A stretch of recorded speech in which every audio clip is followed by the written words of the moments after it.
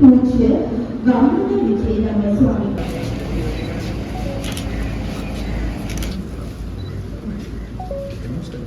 Police சேவை வனிதாவின் இயக்கத்தின் ஏற்பாட்டில் திருகோணமலை மாவட்ட போலீஸ் பிரிவிற்குட்பட்ட பகுதிகளில் பாதுகாப்பற்ற நிலையில் உள்ளதாக அடையாளம் காணப்பட்ட சிறுவர்களுக்கான கற்றல் உபகரணங்கள் வழங்கும் நிகழ்வு இன்று திருகோணமலை இந்து கலாசார மண்டபத்தில் இடம்பெற்றது.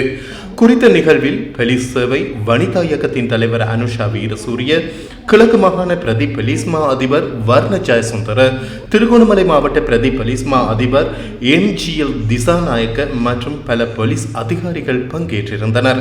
குறித்த நிகழ்வில் கருத்து தெரிவித்த கிழக்கு மாகாண பிரதி போலீஸ் மா அதிபர், கிழக்கு மாகாண மட்டத்திலே சிறுவர்கள் மீதான வன்முறைகள் இந்த வருடத்தில் 40% குறைவடைந்திருப்பதாக தெரிவித்தார்.